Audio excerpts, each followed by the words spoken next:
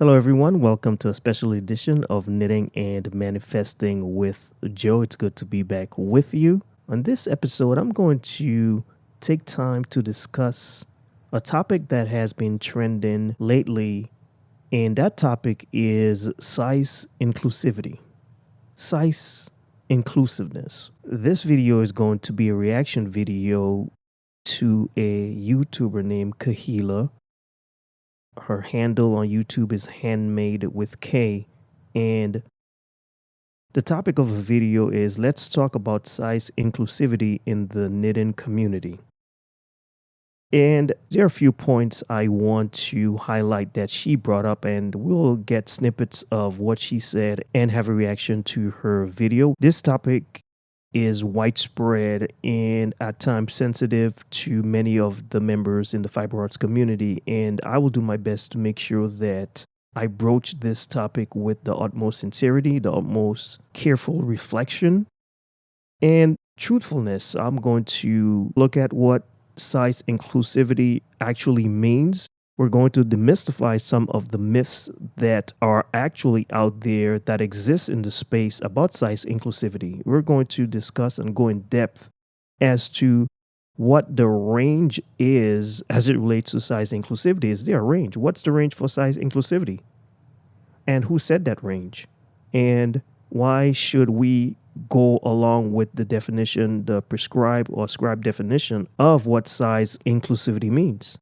So there are a host of things I'm going to discuss, but mainly I'm going to just be reacting to Handmade with Kaye and some of the points she made.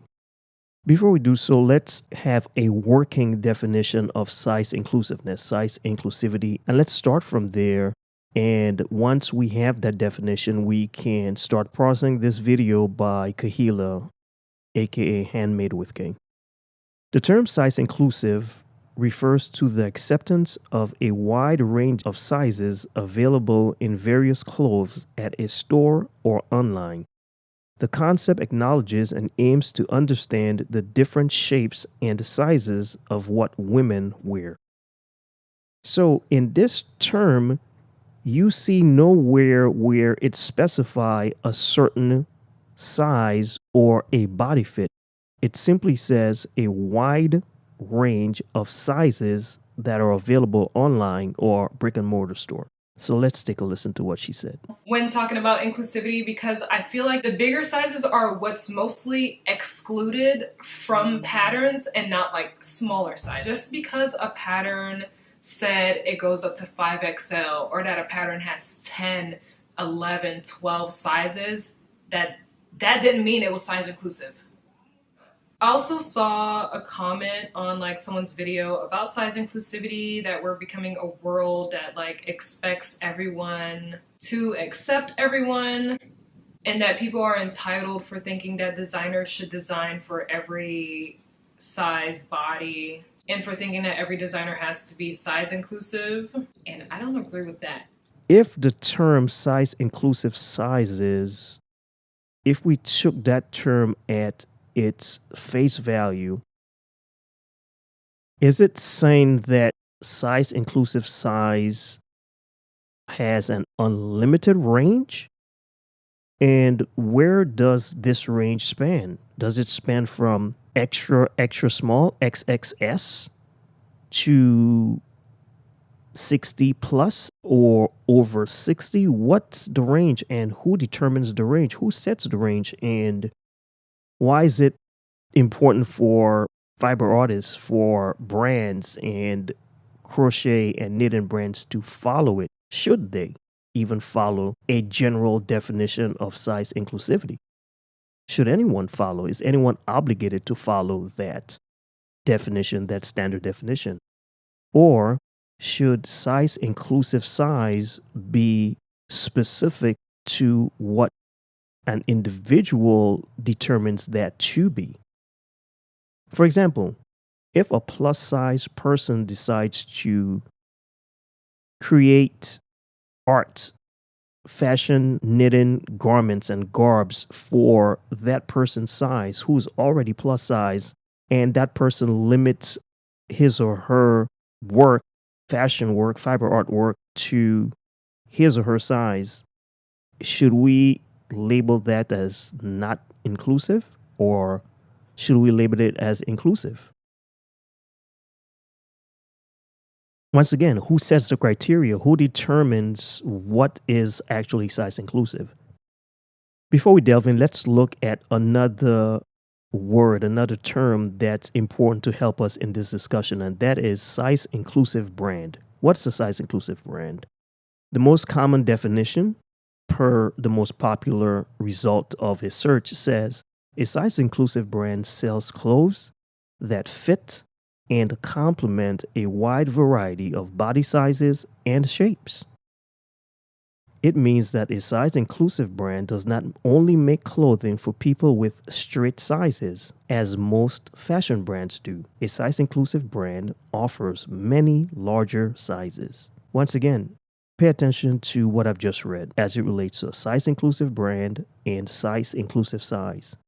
Nowhere in any of those terms you see a specific, laid out, clearly articulated size range. No one can give that size. Here's the point, ladies and gentlemen. No one can give a specific size of what it means to be size inclusive. Because if we take time to delineate and differentiate and create a line of demarcation where size inclusiveness begins, where does that range extend to? And what about the people that fall out of that range? They will not be included in garments that are within the size inclusive range. So that means they're left out, which means that that brand, that fiber artist is not size inclusive in his or her design.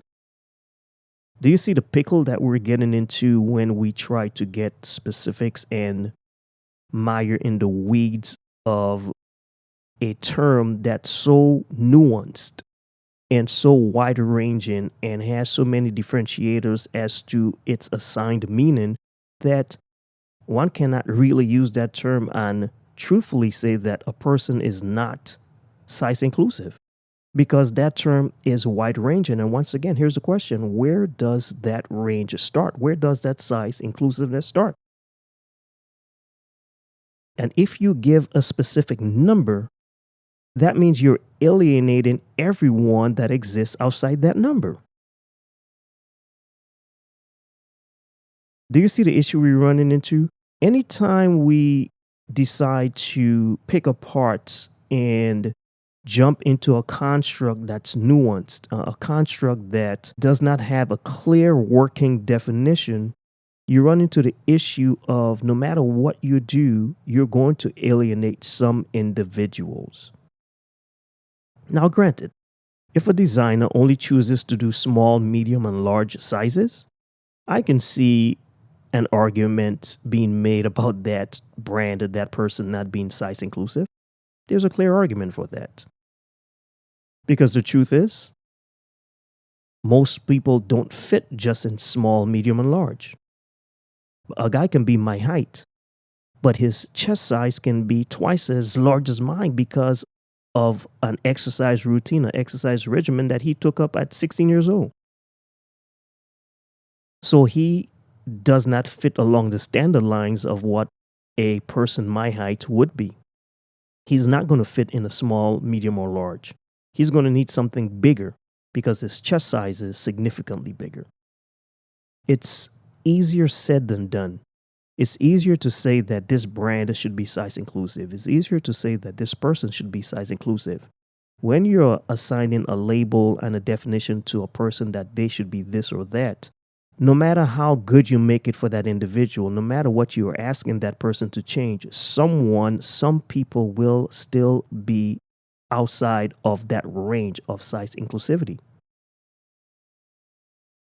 Should you be inclusive? Absolutely. I'm all about inclusion. The question now is, where does inclusion begin and where does inclusion end? Should we have a line of demarcation that says exactly what is a beginning, what's an endpoint? So do we have to come up with a standard lettering size system and number or numbers relating to body measurements in order to be deemed a truly size inclusive brand, knitter, crocheter, fiber artist? Should we standardize a set of numbers and lettering sizing to match body sizes of all different contours to make sure that when we do make inclusive size, regardless of a person's height and weight, that it's actually fitting for that individual? If that's what the goal is, how do we get to that point? How do we accomplish that goal? So, what we're seeing as it relates to size inclusivity is that brands are concerned with their target customers. That does not make them right. That does not make them wrong. It's a business. It's a business model that they're following, and they realize that the people that patronize their business, the people that buy and support their brands, are people that match the clothing that they make and match a certain size number, a certain letter, a certain type and contour of the design. So it's almost a niche within a niche that they're targeting, and hence why those on the outside can see what they're doing as not being inclusive. And those individuals have a strong argument. Granted, the fashion industry is becoming more size and shape inclusive. The average women's clothing size, do you know what that is? Do you know what the average American woman clothing size is? Take a guess. It's now 16 through 18. It's now a 16, 18, which makes this person a plus size. There are 300 something million people in the United States of America. And if most women fall into the category of 16 to 18, who do you think the brands are catering to? The brands are catering to the mass population. They are catering to the community of plus size women. They are inclusive. I know this segues a little bit from the fiber arts community, specifically knitters, because we're going from specific individuals and small brands to larger brands. But point is, people make clothing for their fiber art demographic. Could it be that these fiber artists that we're looking at, could it be that they have established a client base, a customer base that they're familiar with based on the metadata they've collected from those individuals, and they know exactly what design to make for their subgroup, and they are inclusive of their group? Albeit to the chagrin of others outside that community, they may be viewed as not inclusive, but for their group, they are inclusive. Here's the main point. Can we satisfy everybody? Should we be inclusive? Yes. Can we satisfy everyone? No. Where does size inclusivity begin? What size does that number begin at? And where does it stop? Or should it stop? So I'm not here to articulate a point of for or against. I'm not here to suggest that we should not be inclusive or we should pigeonhole designers to make garments for a specific size either. A brand has the right, as a brand, every person has the right to make clothing designs, fiber arts based on what they deem to match their business model. If they feel that their community consists of small people, they have the right to make garments that fit small people. I plan to start designing next year, and right now I'm going to make design for men. That doesn't make my design anti-women. No, it's going to be for men because that's the choice I made. That's the choice as an artist I want to do. I want to cater my creation for men. And my size range right now is going to be small, medium, and large with some positive ease, little positive ease. Because me individually, I like fitting clothing. I don't like overly oversized clothing. I don't like that. So for the men who like fitting clothing or clothing that's not too loose, I'm going to tailor my designs for them. This, however, ladies and gentlemen, does not mean I'm anti anyone else. This does not mean I'm not inclusive. I'm inclusive of those within my community. It's not my job to cater to every single person because, once again, I'm going to make clothes for men. Listen, let's say this brand takes off. There will be some people who are saying, wow, this guy only does stuff for men. Why is he not doing things for women? Because it's a choice that I made.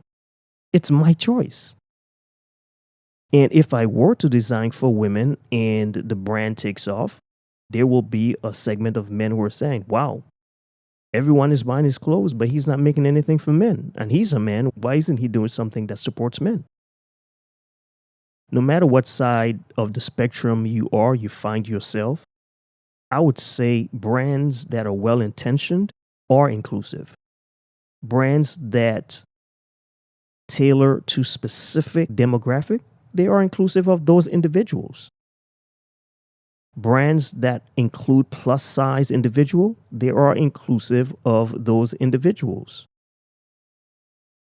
If we look at those inclusive brands, there will be people that fall outside of those standard lettering and the numbers because it's impossible to create a size that's just oversized that's going to fit the different contours that exist on an individual. Each person is built differently.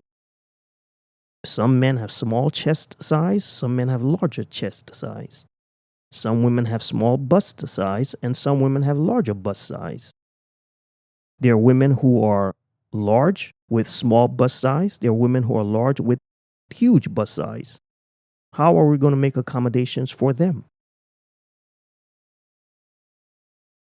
There are women with large upper shoulders and narrow waistline. There are women with narrow shoulders and a burgeoning waistline. How are we going to accommodate for them? Do you see what we can fall into if we look at the term just at the surface level, not realizing all the nuances that are attached to size inclusivity? Whatever you choose to do, if you're doing it out of love, if you're doing it with the intention to bridge the gap between your creativity and what the market is asking for, you're doing a service to the community. If you're waking up every day hoping to use your talent to create something for those who did not have something before to consider as it relates to your creation, you're doing a service to the community, a great service to the community. If your intent is to exclude a portion of the populace because of personal biases and prejudices, that's problematic. If you are designing with the intention to keep certain people out of wearing what you create,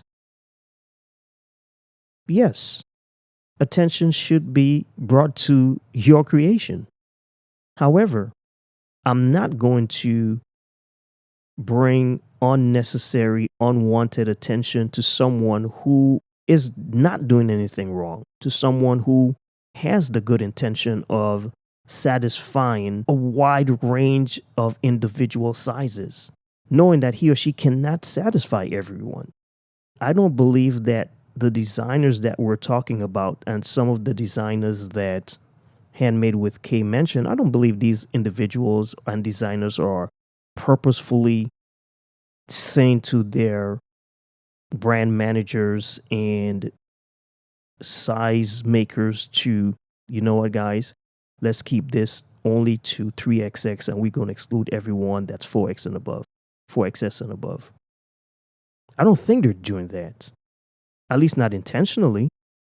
So should we ostracize them because they are limiting their creation to what they believe to be inclusive enough? So unless we can standardize what size inclusivity means, I don't think we should be assigning blame on anyone as it relates to them not being inclusive. It's okay. Everyone will not cater to me, and that's fine.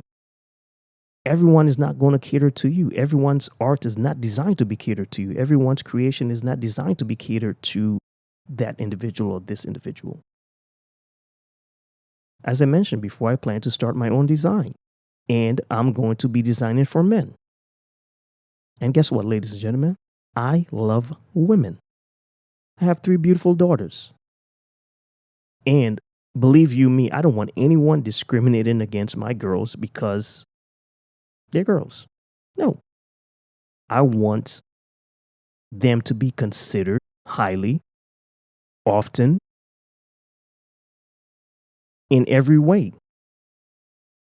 I also hope they understand that not everyone will cater to their taste preferences. And not everyone has to cater to their taste preferences. No one has to do that. That's all I have for you, ladies and gentlemen. This topic has been insightful for me. I will continue to do my research, and I hope you continue to do your research as well.